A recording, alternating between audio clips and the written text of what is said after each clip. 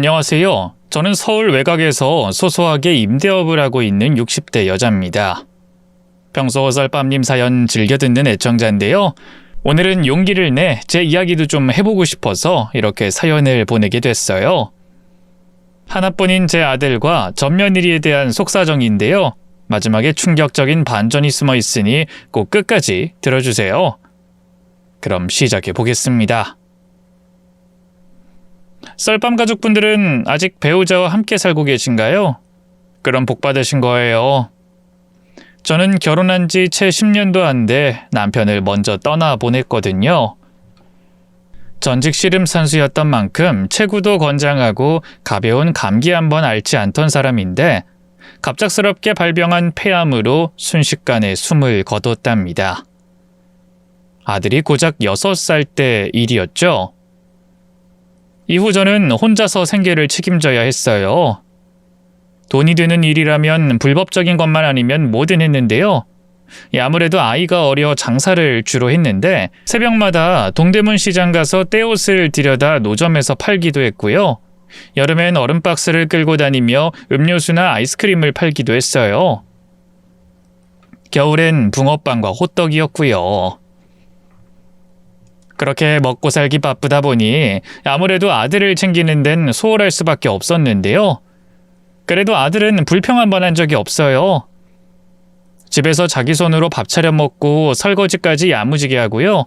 숙제를 하면서 절 기다리다 제가 돌아오면 안마를 해주는 그런 착한 아들이었죠. 엄마, 내가 이렇게 주물러 주니까 시원해? 그럼 엄청 시원해. 일 때문에 힘들었던 게 싹 가시는 것 같아. 거짓말. 내 손이 뭐 만병통치약도 아니고. 아니야, 진짜야. 엄마한텐 상처리가 만병통치약인걸. 조금만 더 기다려, 엄마. 내가 얼른 어른 돼서 돈 많이 벌어가지고 엄마 더는 일 안 하게 해줄 테니까. 제 아버지를 일찍이 여의었기 때문일까요? 아니면 어려운 형편 때문에 고생하는 저를 보며 자랐기 때문일까요? 아들은 또래 친구들보다 빨리 철이 든 편이었어요.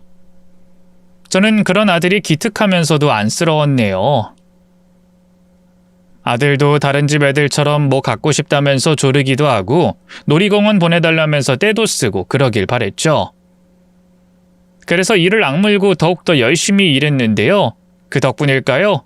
아들이 중학교 들어간 뒤부터 하는 일이 술술 풀리기 시작했어요. 그쯤 저는 우연히 알게 된 동대문 사입처 하나를 통해 본격적으로 옷장사를 시작했는데요. 그전까진 떼옷을 그냥 쌓아두고 팔았지만 언젠가부터 제가 직접 상품을 고르고 골라 사입하고 마네킹을 세워서 직접 코디도 해봤어요.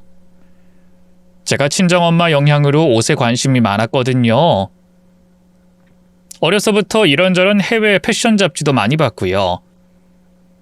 그때만 해도 그런 노점이나 옷가게들이 많지 않았거든요. 그래서인지 길 가던 사람들이 걸음까지 멈추고 옷을 구경하곤 했어요. 나중엔 젊은 아가씨는 물론이고 나이 든 아주머니들까지 너도 나도 사가더군요.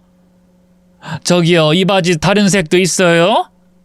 어제 산 셔츠 친구가 보고 어디서 샀냐고 난리예요. 하나 더 주세요. 입소문이란 게 참 무섭더라고요. 특히 젊은 아가씨들 사이에서 요즘 유행하는 옷을 싸고 예쁘게 판다는 소문이 돌기 시작하면서 하루 매출이 가파르게 올라가기 시작했죠. 장사가 잘 되니까 자연스럽게 저도 자신감이 생기고요. 옷을 보는 눈도 높아지면서 더욱더 선순환이 되더라고요. 그러던 어느 날 단골 손님 중 한 분이 그러시더군요. 아이, 사장님, 그냥 이렇게 노점으로만 장사하실 거예요? 요 앞 사거리에 괜찮은 점포 하나 나왔던데 거기 들어가서 본격적으로 해보는 게 어때요? 사장님이 감각이 있어서 진짜 대박 날 텐데. 처음엔 망설였어요. 가게를 낸다는 게 쉬운 일도 아니고 월세며 관리비며 이것저것 드는 돈이 한두 푼이 아니었으니까요. 하지만 한편으로는 용기를 내 한 발짝 더 나아가야 큰 돈을 벌 수 있다는 생각도 들더군요. 우리 상철이도 곧 고등학생 되는데 등록금도 그렇고 학원비도 앞으로 더 많이 들겠지. 그래, 이왕 시작한 거 물러서지 말자. 우리 상철이를 위해서라도. 하나뿐인 아들을 생각하니 두려울 게 없더군요. 결국 저는 떨리는 손으로 계약서에 도장을 찍고요. 인근 상가에 제 이름을 단 옷가게를 열었어요. 가게 이름은 아들의 이름을 따서 지었는데 무당이 그렇게 하면 돈을 쓸어 모을 거라고 했거든요. 그 말이 정말이었는지 가게는 문 열자마자 대박이 났어요. 나이 불문 여성 손님들의 발길이 끊이지 않았어요. 사입처에서도 제 가게에 물건을 대려고 줄을 설 정도였네요. 나름 입소문이 났는지 어느 날은 유명한 탤런트가 저희 가게를 찾아와 옷을 사갔을 정도였어요. 은행 통장에 찍힌 숫자가 점점 불어날 때마다 저는 그 숫자를 아들 얼굴로 바꿔 상상했어요. 이 통장에 있는 돈으론 상철이 학비 대주고, 이 통장에 있는 건 나중에 대학 등록금하고, 그리고 이건 상철이 결혼할 때 집 해줘야지. 상상만으로도 참 행복하더군요. 아들에게 해줄 수 있는 게 점점 늘어날 때마다 밥을 먹지 않아도 배가 불렀죠. 시간은 빠르게 흘러 아들은 명문대를 졸업하고 제법 큰 회사에 취직했어요. 첫 월급을 타자마자 대뜸 그걸 제게 통째로 내밀더군요. 엄마, 이거 처음으로 내가 번 돈이야. 내복이나 가방 같은 걸 사줄까 하다가 그냥 통째로 다 주고 싶어서 이렇게 봉투에 넣어왔어. 인석아, 이걸 왜... 네가 힘들게 번 돈 너 필요한 데 써야지. 왜 이걸 날 줘? 엄마가 그동안 나한테 해준 거에 비하면 이 정도는 세 발의 피지. 말했잖아. 내가 취업하면 우리 엄마 호강시켜줄 거라고. 이제부터 시작이니까 기대해. 아들의 말에 가슴이 울컥했어요. 일찍이 남편 여의고도 나름 자식 농사 참 잘 지었구나 싶더군요. 아들의 고집에 못 이겨 결국 그 돈을 받긴 했는데요. 그걸 아까워서 어떻게 쓴답니까? 서랍 속에 고이 모셔두고 손도 대지 않았죠. 이후 아들은 저를 호강시켜주겠다고 큰 소리쳤던 것처럼 제게 참 잘했어요. 집에 있는 오래된 가전과 가구를 새 걸로 싹 바꿔줬고요. 평일에 일이 일찍 끝나는 날이나 주말엔 여기저기 맛집을 데려가줬어요. 그뿐인가요? 따로 휴가를 내서 절 데리고 해외여행을 다녀오기도 했죠. 주변에서 이런 효자가 어딨냐며 입에 침이 마르도록 칭찬할 정도였네요. 맘 같아선 평생 아들과 둘이 그렇게 살고 싶었는데요. 어디 자식이란 게 평생 품 안의 자식일 수 있나요? 어느 날부턴가 아들의 퇴근 시간이 점점 늦어지기 시작했어요. 집에 오면 회사에서 무슨 일이 있었는지 미주알고주알 얘기해주던 녀석이 점점 방 안에서 누군가와 통화하는 시간이 많아지더군요. 그뿐인가요? 주말에도 거울 앞에서 한껏 멋을 부린 다음 친구들 만난다며 후다닥 나가버렸죠. 직감적으로 깨달았어요. 아들에게 여자가 생겼다는 걸 말이죠. 언젠가 그런 날이 올 거라는 건 알고 있었어요. 오히려 아들의 경우엔 그동안 공부와 일밖에 몰랐기 때문에 상당히 늦은 편이었죠. 하지만 각오하고 있던 일임에도 불구하고 서운한 건 어쩔 수가 없더군요. 제가 다른 자식이나 남편이라도 있으면 모를까, 가족이라 할 수 있는 건 오로지 아들뿐이었으니까요. 그렇다고 해서 부모가 돼가지고 그런 못난 마음을 드러낼 순 없잖아요. 고심하다 아들에게 얘기했어요. 상철아, 너 요즘 만나는 아가씨 생겼니? 아니나 다를까 아들은 전곡을 찔린 사람처럼 화들짝 놀라더군요. 엄마가 그걸 어떻게 알았어? 넌 내 속에서 나왔는데 엄마가 그런 것도 모를까? 그래, 뭐하는 아가씨인데 얼마나 만났어? 그러자 아들이 멋쩍은 표정으로 뒷목을 쓰다듬으며 입을 열었어요. 이번에 우리 회사 들어온 신입인데 아직 만난 지는 얼마 안 됐어. 좀 더 진지한 사이가 되면 그때 엄마한테 얘기하려고 했지. 그래? 그럼 좀 더 만나다 이 여자다 싶으면 엄마한테 소개해줘. 알겠지? 그럼 당연하지. 그 섣부른 판단일 수 있겠지만 효정이 같은 여잔 처음이야, 엄마. 똑똑하고 일도 잘하는데 착하고 예쁘게까지 해. 좋아하는 마음이 점점 커져서 무서울 정도야. 가급적이면 꼭 결혼까지 하고 싶어. 쑥스럽게 웃는 아들을 보면서 복잡한 감정이 밀려왔어요. 드디어 아들이 어른이 돼 자신의 인생을 함께할 동반자를 찾기 시작했다는 기쁨. 또 한편으론 이젠 나보다 다른 사람이 우선이 되겠구나 싶은 서운함이 뒤섞였죠. 하지만 저는 아무 말도 하지 않았어요. 그저 잔잔한 웃음으로 아들의 연애를 응원했죠. 그때까지만 해도 몰랐어요. 아들에게 찾아온 새로운 사랑이 저희 모자 사이를 어떻게 산산조각 낼지 말이죠. 그로부터 반년 정도 지나 아들이 자기 여자친구를 집에 데려왔어요. 직감적으로 결혼을 전제로 한 인사라는 걸 알았네요. 안녕하세요, 어머님. 이효정이라고 합니다. 잘 부탁드려요. 또렷한 이목구비에 단정한 옷차림, 예의 바른 말투까지 아들의 여자친구는 흠잡을 곳 없는 숙녀였어요. 제가 차려준 음식도 복스럽게 먹으면서 칭찬을 아끼지 않더군요. 어머님 음식 솜씨가 너무 좋으세요.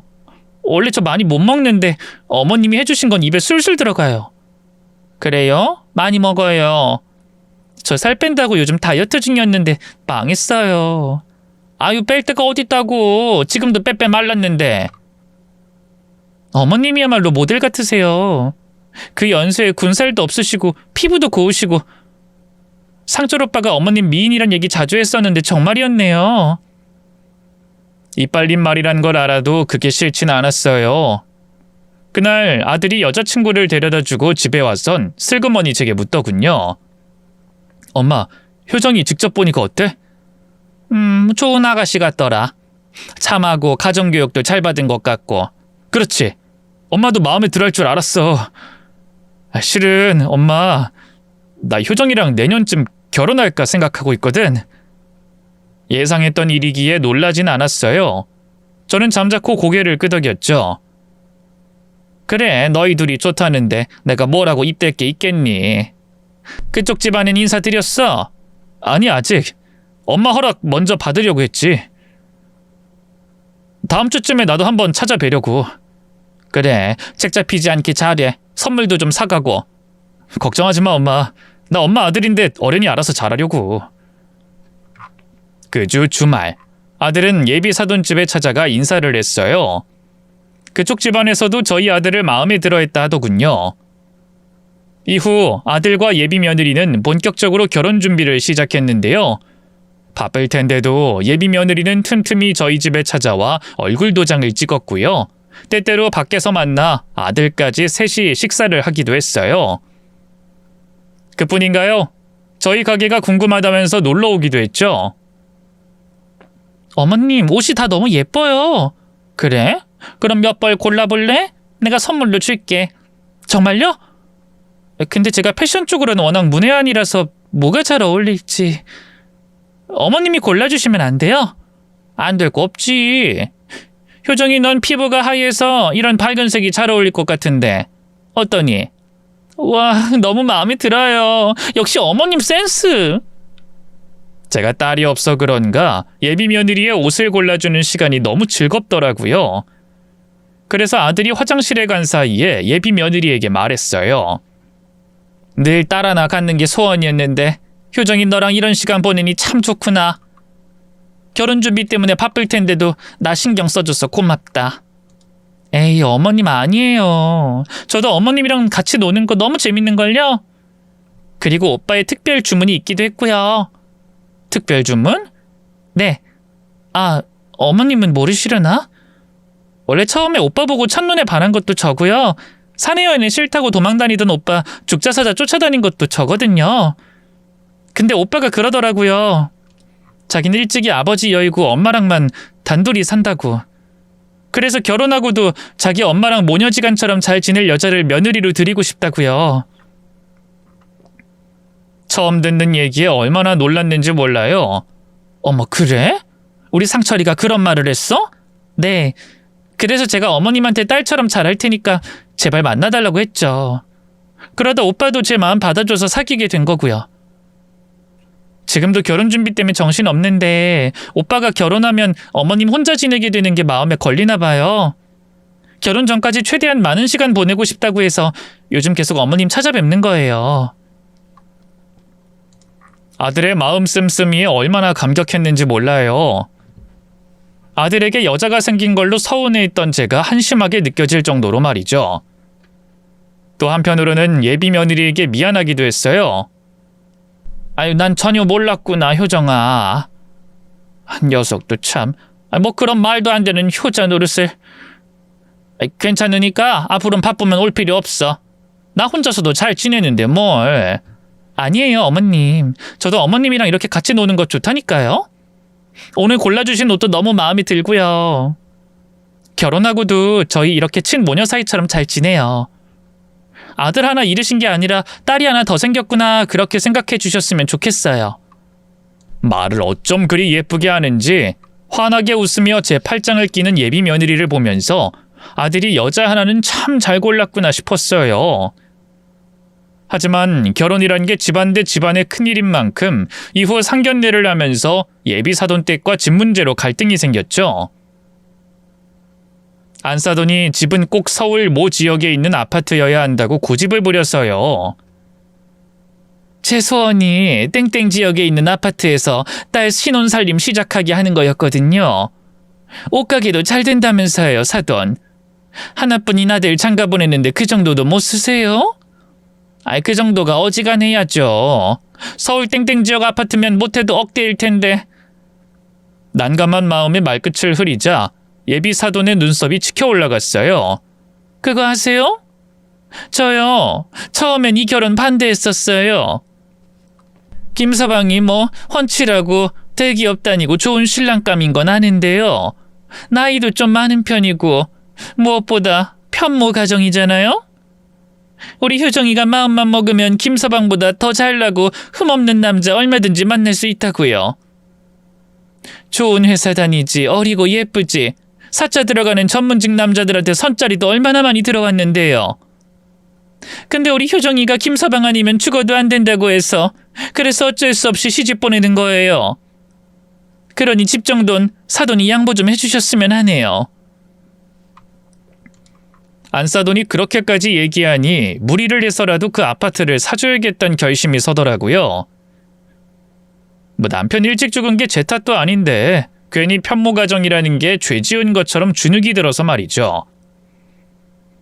아들은 됐다고 자기가 장인어른 장모님 설득해보겠다고 했는데요. 굳이 아들이 아쉬운 소리하게 만들고 싶지 않았어요. 그래서 제가 그동안 모은 돈에 가게 저당 잡아 빚까지 내서 아파트를 해줬네요. 결혼식은 많은 사람들의 축복 속에서 성대하게 치러졌어요. 아들과 며느리는 많은 사람들의 부러움을 받으며 부부가 되었고요. 저는 하나뿐인 아들이 좋은 짝을 만나 가정을 꾸린 게 기뻐서 눈물까지 흘렸네요. 결혼 후 얼마 동안은 참 평온했어요. 신혼집이 저희 집과 꽤 거리가 있는데도 아들 내외는 혼자 사는 제가 걱정됐는지 자주 찾아왔어요. 며느리는 설거지를 돕기도 하고요. 입에 맞는 음식은 조리법을 상세하게 묻기도 했죠. 어머님, 이 갈비찜은 어떻게 이렇게 부드럽게 하세요? 고기 삶을 때 물을 넣고 같이 삶아서 그래. 누린내도 잡히고 훨씬 부드러워지거든. 진짜요? 다음에 한번 해볼게요. 그렇게 며느리와 웃으며 나란히 주방에 서 있으면 아들이 흐뭇하게 그 모습을 바라보곤 했죠. 하지만 그런 날들은 오래가지 않았어요. 얼마 안 가 며느리의 태도가 조금씩 달라지기 시작했거든요. 발길이 점점 뜸해지는가 싶더니만 제 연락도 잘 받지 않더군요. 처음엔 바빠서 그렇겠거니 했어요. 일하랴 살림하랴 얼마나 정신이 없겠어요. 그래서 아들 내외가 좋아하는 반찬을 손수 만들어 날라주기도 하고요. 가게에 새로 들어온 옷 중에 며느리에게 잘 어울릴 만한 옷이 보이면 따로 포장해 가져다 주기도 했는데요. 그때마다 아들이 나와서 난감한 표정으로 받을 뿐 며느린 콧배기도 비추지 않았어요. 효정이는 아직 퇴근 안 했어? 그게 오긴 왔는데 머리가 좀 아프다고 해서 자고 있어. 그래? 많이 아픈 거야? 병원은 가봤대? 그렇게 심한 건 아닌 것 같으니까 걱정 마. 반찬은 잘 먹을게. 얼른 가자, 엄마. 내가 집에 데려다 줄게. 아유, 됐다. 너 내일도 출근해야 하잖아. 나 혼자 갈 수 있어. 그럼 수고해라. 그 이후로도 며느린 머리가 아프다는 둥, 체했다는 둥 이런저런 핑계를 대면서 방 안에만 틀어박혀 있었는데요. 보통 사람이 그랬으면 나 보기 싫어서 피하는구나 눈치를 챘을 텐데 며느리가 원래 제게 얼마나 살갑게 굴었어요. 그래서 저는 그저 며느리가 정말로 아픈 줄로만 알았어요. 그런데 어느 날 또 반찬과 옷을 가져다 주려고 아들 집에 들렀는데요. 안방문이 열리면서 드디어 며느리가 얼굴을 보이더군요. 효정이 집에 있었구나. 반가운 마음에 말을 걸었는데요. 며느리가 생전 처음 보는 차가운 표정으로 저를 노려보더라고요.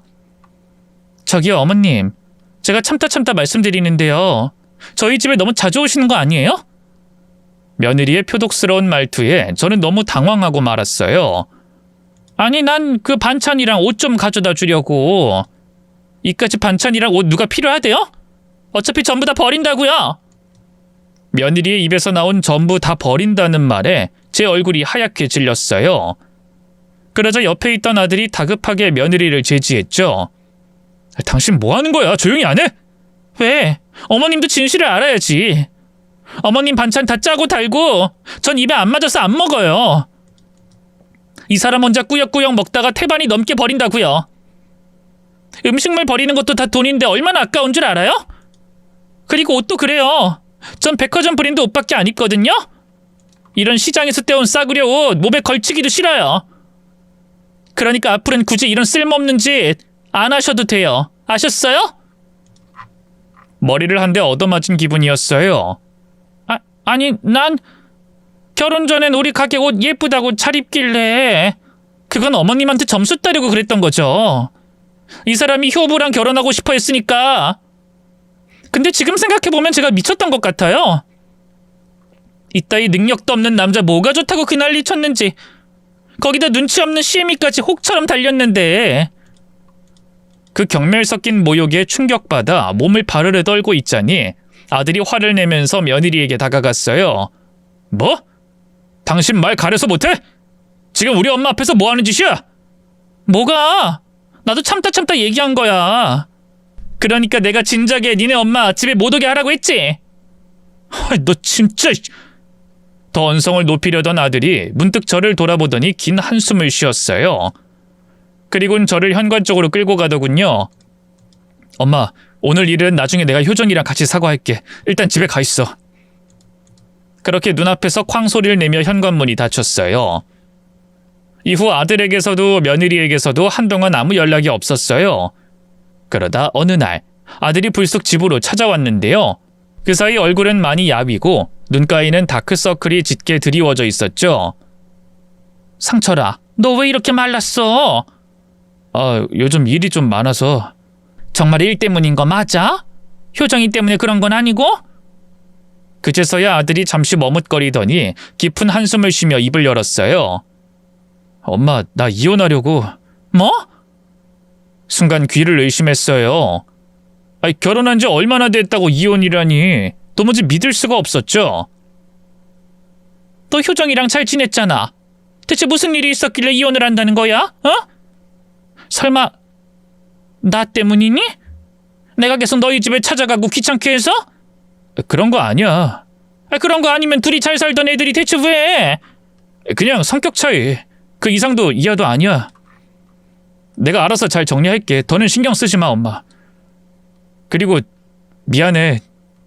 잘 살고 싶었는데. 아들의 얼굴이 일그러지는가 싶더니 급기야 두 눈에서 뜨거운 눈물이 흘렀어요. 아들이 성인 된 뒤로 제 앞에서 눈물을 보인 건 그때가 처음이었죠. 그날 아들은 한참을 울다 돌아갔고 전 며칠을 잠을 못 이뤘어요. 둘이 정말 이대로 갈라설 생각인 건지 다시 관계를 회복할 가능성은 없는 건지 아들에게 이혼남이라는 낙인이 찍힌다는 게 너무 두렵더군요. 그래서 아들에게 도대체 무슨 일 때문에 그런 거냐고 몇 번을 전화해 물어봤는데요.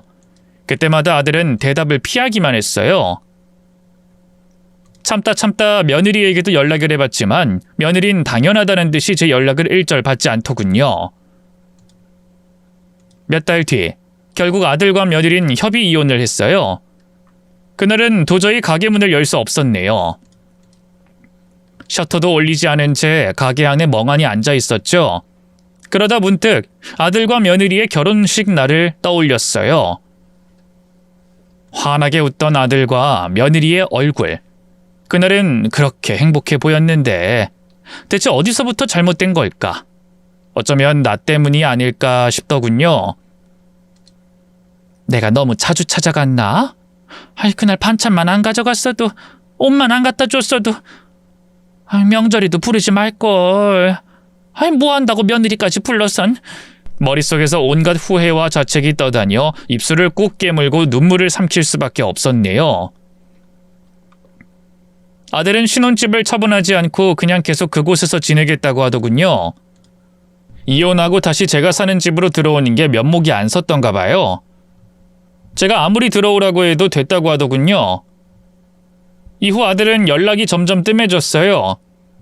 전화도 잘 받지 않았고 받더라도 짧게 대답하곤 금방 끊어버렸죠. 엄마, 지금 바빠. 나중에 전화할게.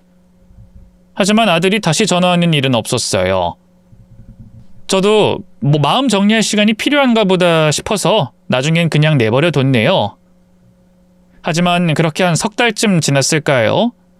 아들이 밥은 잘 먹고 있는 건지 어디 아픈 건 아닌지 걱정이 돼 미치겠더라고요. 그래서 소불고기에 북엇국, 코다리 조림까지 아들이 평소 잘 먹던 음식을 이것저것 만들어서 무작정 아들 집으로 찾아갔어요. 일부러 연락은 하지 않았네요. 그전에도 몇 번 얼굴 보러 가겠다고 해봤는데 그때마다 오지 말라고 했거든요. 가서 밥만 차려주고 오는 거야, 밥만. 싫다고 해도 그냥 밥만 얼른 차려주고 나와야지. 설마 지 엄마를 쫓아내겠어? 그렇게 정말 오랜만에 다시 아들네 집 현관문 앞에 서서 초인종을 눌렀어요. 혹시라도 아들이 왜 왔냐고 짜증을 내면 어찌나 가슴이 두근두근 했는데요. 주말이라고 늦잠을 자는 건지 뭔지 한참을 기다려도 안에선 아무 기척이 없더라고요. 몇 번이나 초인종을 눌러봐도 마찬가지였죠. 얘가 정말로 어디가 아픈가? 걱정되는 마음에 마구 현관문을 두드리고요. 소리쳐서 아들의 이름도 크게 불렀는데요. 그렇게 얼마나 있었을까요? 마침내 현관문이 벌컥 열렸어요. 하지만 문을 열고 나온 사람은 기다리던 아들이 아니었어요. 다름 아닌 전 며느리였죠. 너무 놀라 말도 제대로 나오지 않더군요. 효정이 너 여기 웬일이니?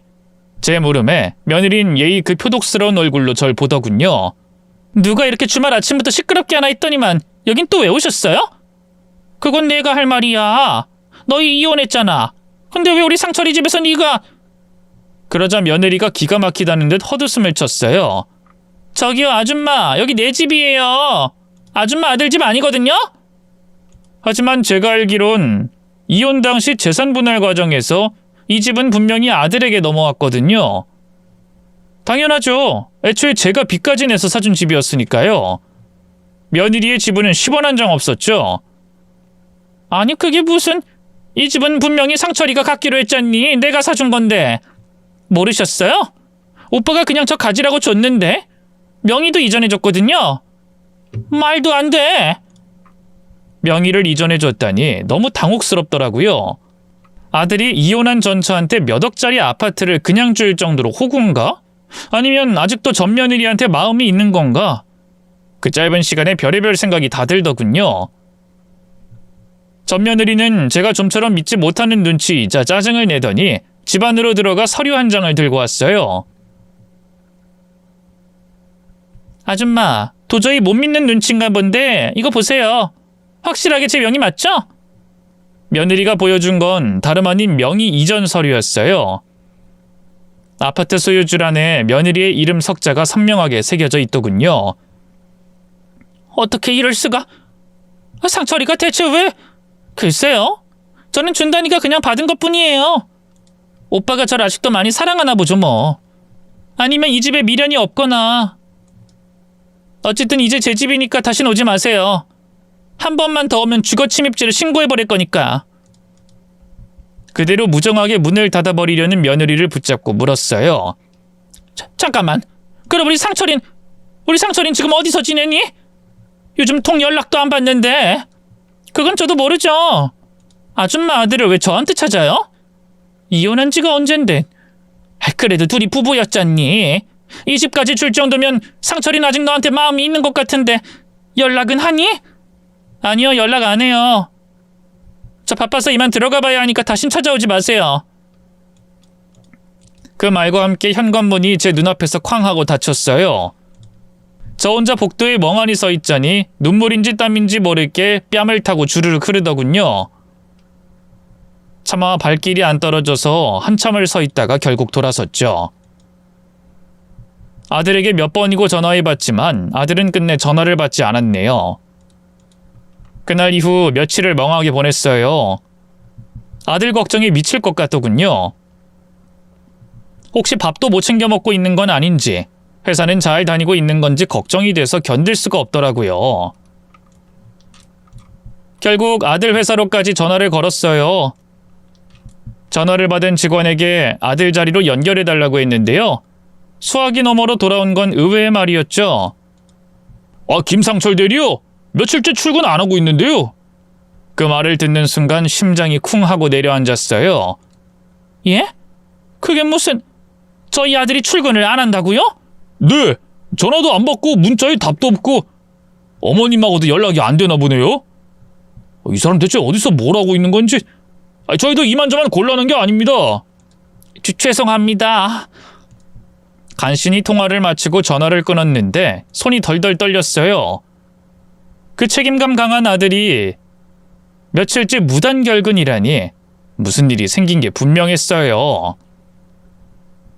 경찰에 실종 신고를 내고요. 손 놓고 있을 수가 없어서 가게 문을 닫고 여기저기 아들이 있을 만한 곳을 찾아다녔어요. 하지만 아들은 땅으로 꺼진 건지 하늘로 솟은 건지 머리카락 한 올 보이지 않았죠. 아들의 지인들은 물론 제 사돈의 팔촌까지 싹 다 연락을 돌려봤지만 아들의 행방을 아는 사람은 없었네요. 하루가 이틀이 되고 이틀이 사흘이 되고 사흘이 일주일, 한 달이 되고 무려 석 달이 넘도록 아들의 행방은 오리무중이었어요. 자식 있는 분들은 제가 얼마나 지옥 같은 심정이었는지 짐작이 가시죠? 결국 지푸라기 잡는 심정으로 흥신소에까지 연락을 했는데요. 한 달만 말미를 달라고 하더군요. 그 한 달간 어찌나 피가 마르던지 마침내 흥신소에서 연락이 왔을 땐 온몸에 피가 다 빠져나간 기분이었어요. 그래도 아들을 찾았다는 그 한마디에 숨통이 확 트이더군요. 정말요? 정말 우리 상철이를 찾았어요? 네. 지금 아드님 있는 곳을 문자로 찍어드리겠습니다. 근데 어머님, 마음 단단히 먹고 오셔야겠습니다. 그 말에 가슴 한구석이 서늘해졌어요. 불안한 마음으로 흥신소 사장이 찍어준 곳으로 차를 몰았죠. 도착한 곳은 지방에 있는 외딴 섬이었는데요. 육지와 연결된 다리조차 없어 작은 낚싯배를 타야만 들어갈 수 있는 곳이더군요. 내 아들이 이 연고도 없는 섬에는 왜 있었던 걸까? 어안이 벙벙했는데요. 흥신소 사장을 만나 아들이 있다는 곳으로 갔을 때 제가 본 건 꼬챙이처럼 삐쩍 마른 몸으로 다 떨어진 옷을 입고 염전밭에서 일하는 제 아들이었어요. 상철아! 상철아! 엄마야! 저는 미친 사람처럼 달려갔어요. 아들을 붙잡고 울며 소리쳤죠. 너 도대체 이런 곳에서 뭘 하고 있는 거야? 엄마가 널 얼마나 찾았는 줄 알아? 그런데 아들은 멍한 눈으로 절 빤히 쳐다만 볼 뿐이었어요. 그러다 간신히 마른 입술을 떼 한다는 말이 너무나 충격적이었죠. 아줌마 밥 좀 주세요. 배고파요. 뭐? 상철아, 엄마야, 엄마! 엄마 못 알아보겠어? 아줌마 배고파요. 밥 좀 주세요. 맞아요. 아들은 저를 못 알아보는 거였어요. 실성한 건지 모른 체 하는 건지 그도 아니면 기억상실이라도 걸린 건지 그저 끊임없이 배고프다, 밥 좀 달라는 말만 반복하더군요. 혹시 내 아들이 아닌 걸까? 비슷한 외모의 다른 사람인 걸까? 몇 번이고 눈을 씻고 다시 봤는데요. 분명 제 아들이 맞았답니다. 도대체 상철이 너한테 무슨 일이 있었던 거니? 감당할 수 없는 슬픔과 절망감이 저를 파도처럼 덮쳤어요. 저는 그 자리에서 그만 다리에 힘이 풀려 주저앉았고요. 그대로 정신을 놓아버렸죠. 다시 눈을 떴을 땐 병원이었어요. 머리맡엔 흥신소 사장이 앉아 있었죠. 사모님, 이제 정신이 드십니까? 네. 우리 상철인... 일단은 거기 두고 왔습니다. 네? 안 돼요. 상철이를 그냥 거기 두고 오다니. 진정하세요. 아드님은 그 근방 주인집에서 지내고 있는 걸 다 파악했으니까요. 주인집이란요? 의아한 마음에 묻자 흥신소 사장이 무거운 표정으로 입을 열었어요. 그게 그 아드님은 여기 소금밭에서 강제 노역을 당하고 있는 걸로 보입니다. 아무래도 경찰의 개입이 필요할 것 같아서요. 네? 강제 노역이라니? 그 주인 말론 지인의 소개로 정당하게 부리고 있는 거라는데 만나보셔서 아시겠지만 아드님은 지금 제정신이 아닙니다. 기억도 온전치 않고요. 동네 사람들 말론 여기 오기 전에 크게 사고를 당한 것 같다고, 그때 머리를 크게 다친 것 같다고 하더군요. 흥신소 사장의 말에 눈물이 멈추질 않았어요. 이 모든 상황이 제발 꿈이길 얼마나 간절하게 빌었는지 몰라요. 하지만 언제까지 그렇게 가만히 울고만 있을 순 없었어요. 저는 엄마였고 아들을 구할 수 있는 사람은 오직 저뿐이었죠. 마음을 추스린 저는 바로 흥신소 사장과 함께 경찰서로 달려갔어요. 그리고 실종 중인 아들을 찾았는데 정신이 온전치 않은 상태고 남의 집 소금밭에서 일하고 있다는 걸 다 얘기했죠. 다행히 경찰은 바로 출동해줬고요. 저는 무사히 아들을 다시 데려올 수 있었네요. 저희 아들을 부리던 그 사장놈은 끝까지 아들을 강제노역시킨 적 없다고 오갈 데 없는 사람 불쌍해서 걷어준 것뿐이라고 우겼는데요. 경찰 수사 결과 모든 게 거짓말이라는 게 밝혀졌어요. 섬에서 일하던 다른 이들의 증언과 주변 CCTV, 통신 기록, 계좌 추적까지 이뤄지면서 아들이 신분증도 없이 그곳에 불법으로 유입됐고 정당한 계약서나 급여 지급 없이 하루 12시간 이상 강제 노역을 해왔다는 사실이 드러났죠. 무엇보다도 충격적이었던 건 아들의 기억이 온전치 않은 상태라는 걸 알고도 그걸 이용해 도망도 못 치게 하고 휴대폰은커녕 바깥 사람들과의 접촉조차 못하게 철저히 통제해왔다는 점이었어요. 결국 그 사장은 인신매매 및 감금, 강제노동 협의로 구속됐고요. 과거에도 유사한 방식으로 신원을 알 수 없는 남자들을 데려다 강제노동을 시킨 전력까지 밝혀졌죠. 재판에서 징역형이 선고됐다는 얘기를 들었을 땐 정말 하늘에 대고 감사 기도를 드리고 싶을 정도였어요. 아주 조금이나마 아들의 억울함과 한이 풀어진 것 같았거든요. 아들을 데려온 뒤 저는 곧장 서울의 큰 병원에 아들을 입원시켰어요. 몸은 말이 아니었죠. 한여름 떼약볕 아래에서 장시간 노역을 해 피부는 까맣게 그을리고 손등과 종아리엔 여기저기 피멍과 흉터가 가득했어요.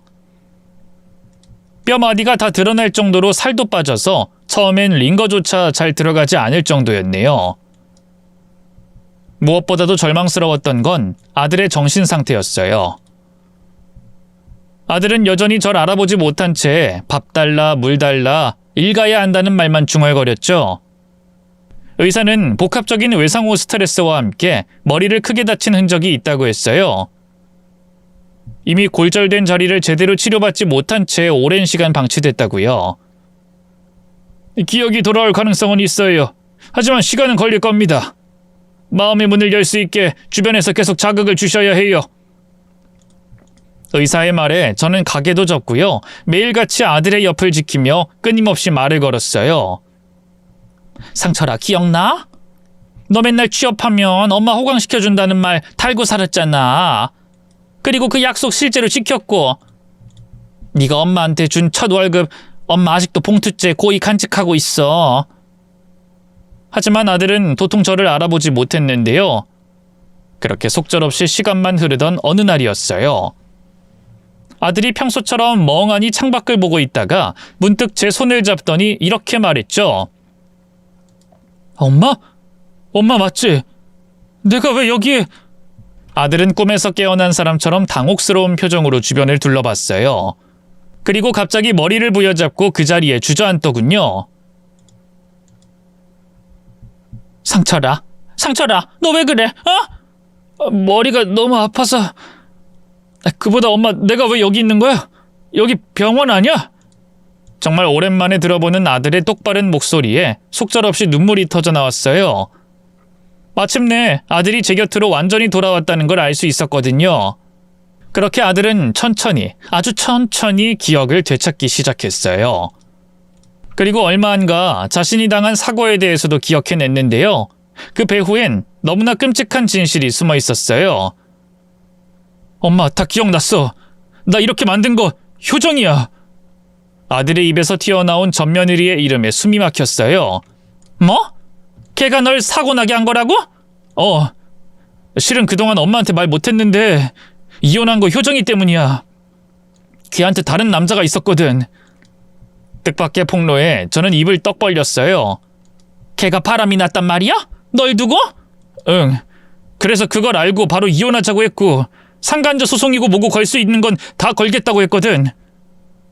회사도 그만두게 할 거고 재산도 한 푼도 안 나눠줄 거라고. 그랬더니 겁이 났나 봐. 갑자기 어느 날 술 먹고 와선 나한테 다시 시작해보자고 미안하다고 막 애원하더라고. 나도 마음이 약해져서 같이 술을 먹었는데 그대로 정신을 잃었어. 지금 생각해보면 약 같은 걸 탄 것 같아. 정신을 차렸을 때 난 이상한 창고 같은 곳에 묶여있었고 거기서 효정이가 그 상간남 새끼랑 파이프로 날 마구 때렸어. 그리고 그대로 날 바다로 끌고 가서 던져버렸지. 그때 꼼짝없이 죽은 줄로만 알았는데 맏며느리와 상간남은 아들을 죽일 작정이었던 거예요. 하지만 아들은 기적처럼 누군가에 의해 구해졌고요. 온전치 않은 정신 때문에 인신매매단의 표적이 돼 섬마을 노예로부터 팔려간 거였죠. 저는 그 얘기를 듣고 치를 떨었어요. 어떻게 사람이 사람한테 그런 짓을 할 수 있는지. 맘 같아선 당장의 며느리와 그 상간남을 경찰에 신고하고 싶었는데요. 문제는 결정적인 증거가 없다는 거였어요. 아들의 증언만으로 경찰이 어디까지 움직여줄지 의심스러웠죠. 하지만 그렇다고 가만히 손 놓고 있을 수만은 없었어요. 저는 아들에게 결연하게 말했어요. 상철아, 기다려. 엄마가 네 집에 가서 어떻게든 증거 찾아볼 테니까. 뭐? 엄마 혼자서? 너무 위험해. 나도 같이 가. 아니야. 네가 살아있고 기억도 온전하다는 걸 알면 그년이 가만 안 있을 거야. 넌 여기서 기다려. 그날 밤 저는 며느리, 아니 그년이 점거하고 있는 아들 집으로 향했어요. 그 집 양도서도 저희 아들을 억지로 협박해 서명하게 만든 거였죠. 사탄도 울고 갈 계집이란 생각에 피가 거꾸로 솟는 기분이었네요. 그래도 흥분하면 이를 그르칠 확률이 컸어요. 저는 최대한 마음을 다스리며 아들 집 앞에서 어두워지기만을 기다렸고요. 새벽녘, 현관 비밀번호를 누르고 조심스럽게 집 안으로 들어갔어요. 다행히 비밀번호는 그대로더라고요. 집안엔 인기척이 없었지만 안방문이 살짝 열려 있었어요. 문틈 사이로 살짝 들여다보니 며느리와 그 상간남이 한 침대에 나란히 누워 자고 있더군요. 속이 뒤집히는 걸 꾹 참고 집안 여기저기를 뒤져봤는데요. 도무지 증거로 보이는 걸 찾을 수가 없더라고요. 맞다, 핸드폰. 뒤늦게 핸드폰이 생각났어요. 큰맘 먹고 살금살금 안방으로 걸어갔는데요. 며느리가 누워있는 바로 옆 협탁에 핸드폰이 있더군요. 괜찮아, 자고 있잖아. 눈 뜰 리가 없어. 저는 두근거리는 가슴을 애써 누르며 며느리에게 다가갔어요. 그리고 조심스럽게 며느리의 핸드폰으로 손을 뻗었죠. 며느리 핸드폰은 잠금 장치조차 걸려있지 않았는데요. 아무리 뒤져봐도 아들의 살해를 공모한 문자나 사진 같은 건 보이지 않았어요. 그 사이 죄다 지워버린 게 분명했죠. 실망스러운 마음에 한숨을 내쉰 그 순간 갑자기 며느리가 뒤척이더니 몸을 일으켰어요. 저는 반사적으로 몸을 아래로 숙여 침대 밑으로 기어들어갔죠. 어찌나 놀랐는지 심장이 튀어나올 것 같았네요. 다행히 며느린 절 못 봤는지 거실로 나갔고요. 이윽고 안으로 들어왔어요. 그 기척에 상간남도 눈을 떴는지 목소리가 들리더군요. 자기 안 자고 뭐해? 나 목이 말라서 깼어. 자기도 물 마실래? 아니야, 괜찮아. 아, 오늘 잠자리가 왜 이렇게 뒤숭숭하지? 아, 꿈에 그 자식이 나왔지 뭐야. 그 자식이라니? 아, 전 남편 말이야. 막 현관문을 두드리면서 자기 살려내라고 우는데 아우, 너무 끔찍하더라. 며느리의 말에 본능적으로 저는 주머니에 있던 핸드폰을 꺼내 녹음 버튼을 눌렀어요. 그걸 모르는 며느리는 계속해서 말을 이었죠. 그 인간 확실히 죽은 거 맞겠지? 당연하지. 이미 바닷물 속에서 물고기 먹이가 됐을걸. 그만 좀 불안해. 우리가 제대로 처리했잖아. 아, 근데 시체를 확인한 건 아니잖아. 혹시라도 누가 구해준 거면.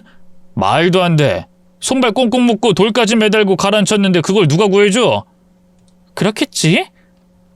두 년놈의 목소리를 듣는 내내 사리가 끓어올랐어요. 하지만 아직은 때가 아니니 꼭 참을 수밖에 없었는데요. 잠시 후 며느리와 상간남은 다시 잠을 청했고요. 저는 둘이 고른 숨소리를 내자마자 조심스럽게 침대 밑에서 빠져나왔어요. 그리고 안방문을 열려던 바로 그 순간 뒤에서 누군가의 목소리가 날아왔어요. 당신 뭐야? 누군데 남의 집에... 뒤를 돌아보니 상간남이 놀란 눈으로 저를 보고 있었어요. 시선이 마주치고 0.1초의 정적 끝에 상간남이 벌떡 일어났죠. 당신 뭐야? 도둑이야? 그 소리에 놀란 며느리도 바로 눈을 떴고요. 절 보자마자 비명을 질렀네요. 어머님? 여기서 뭐 하는 거예요? 미쳤어요? 전 그대로 도망치려고 했는데요. 상간남과 며느리가 바로 뒤쫓아 나왔어요. 거기서 이년아! 쥐새끼처럼 남의 집에서 뭘 하고 있었던 거야? 상간남이 거친 욕설과 함께 제 팔을 거칠게 움켜잡았어요. 놓으라니까? 이 짐승만도 못한 자식! 가정이 있는 여자랑 붙어먹은 것도 모자라서 내 아들까지 죽이려고 해? 무슨 헛소리야. 죽이긴 뭘 죽여? 상간남이 제 머리를 벽으로 강하게 밀었어요. 벽에 몇 번이나 머리가 찌이면서 눈앞이 아찔해졌죠. 며느린 그 옆에서 팔짱을 낀 채 말없이 지켜만 보고 있더군요. 하지만 이대로 당하고 있을 수만은 없었어요. 상간남이 제 몸을 돌려 멱살을 잡은 그 순간 저는 젖먹던 힘을 다해 상간남의 가랑이 사이를 걷어찼네요. 상간남은 비명을 지르며 그 자리에서 주저앉았고요. 저는 그 틈을 타 현관문을 향해 내달렸죠. 그러자 며느리가 난리를 치더군요. 놓치면 어떡해? 저 아줌마가 무슨 얘기를 들었을지라 이거. 그럼 네가 잡든가. 상간남은 여전히 가랑이 사이를 부여잡은 채 꼼짝도 못하고 있었어요. 결국 며느리가 이슬을 악물며 저를 쫓아오더군요. 하지만 삐쩍 마른 며느리 따위 제겐 조금도 위협적이지 않았어요. 저는 현관 쪽에 있던 화분을 들어 그대로 며느리를 향해 내던졌죠. 야! 어머님 이게 무슨 짓이에요? 너야말로 내 아들한테 무슨 짓 한 거야? 하늘이 무섭지도 않아? 어머님도 참... 제가 뭘 어쨌다고... 오빠 아직도 연락 없는 거예요? 어디 여행이라도 갔나 보죠 뭐. 네가 저 상간남하고 짜고 내 아들 죽이려고 한 거 다 알고 있어. 근데 어쩌지? 내 아들 지금 멀쩡하게 살아있거든. 그 순간 며느리의 얼굴이 흑빛이 됐어요. 뭐라고요? 오빠 살아있어요? 그래. 너 여기서 딱 기다리고 있어.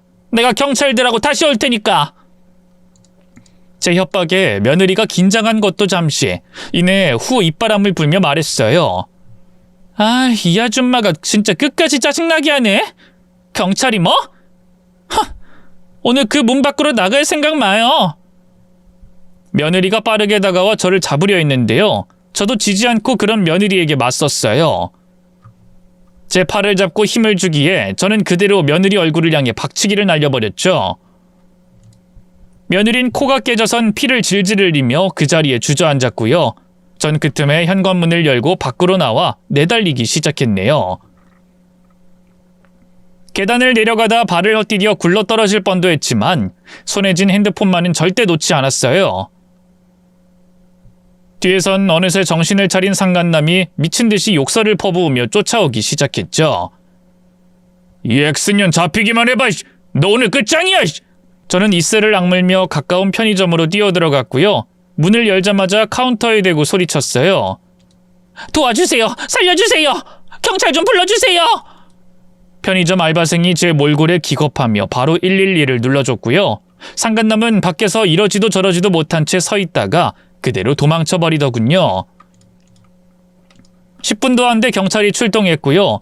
전 경찰에게 핸드폰을 내밀며 자초지종을 설명했어요. 여기 다 있어요. 전 며느리랑 상간남이 우리 아들 죽이려고 한 증거가 여기 다 있어요. 제발 잡아주세요. 그 말을 끝으로 저는 기절하고 말았는데요. 다시 눈을 떴을 땐 모든 상황이 종료된 상태였어요. 도주하려던 며느리와 상간남은 공항 근처에서 체포됐고요. 제가 녹음한 두 년놈의 대화, 그리고 병원에서 진술한 아들의 증언까지 더해지면서 둘은 바로 구속됐죠. 전 며느리는 그제야 저와 아들에게 용서를 빌더군요. 어머님, 제가 잘못했어요. 제가 바람을 피운 건 맞는데요. 하룻밤 실수였어요. 근데 오빠가 용서 못한다고 하는 게 너무 미워서 그래서 그만해서 안 될 짓을 저지르고 말았어요. 정말 진심으로 반성하고 있어요. 저 아직도 오빠 사랑해요. 진짜예요. 그러니 제발 용서해 주세요. 하지만 전 며느리의 눈물 섞인 참회에는 목적이 따로 있었어요. 처벌 불원서를 받아 감형을 받으려는 거였죠. 하지만 저나 아들이 미쳤다고 그런 걸 써주나요? 저와 아들은 오히려 재판장에서 전 며느리와 상간남에게 더 강한 벌을 내려달라고 호소했어요. 지리한 법적 다툼 끝에 두 년놈은 10수년에 달하는 무거운 징역을 선고받았고요. 현재도 감옥 안에서 썩어가고 있답니다. 반면 저와 아들은 잘 살고 있어요. 아들은 오랜 심리상담과 치료 끝에 지금은 다시 멀쩡하게 사회생활도 하고 있고요. 좋은 여자 만나 재혼도 했답니다. 지금은 손자까지 태어나서요. 요즘엔 손자 재롱 보는 재미에 시간 가는 줄 모르고 살고 있네요. 긴 얘기 들어주셔서 고맙습니다. 모두 건강하세요.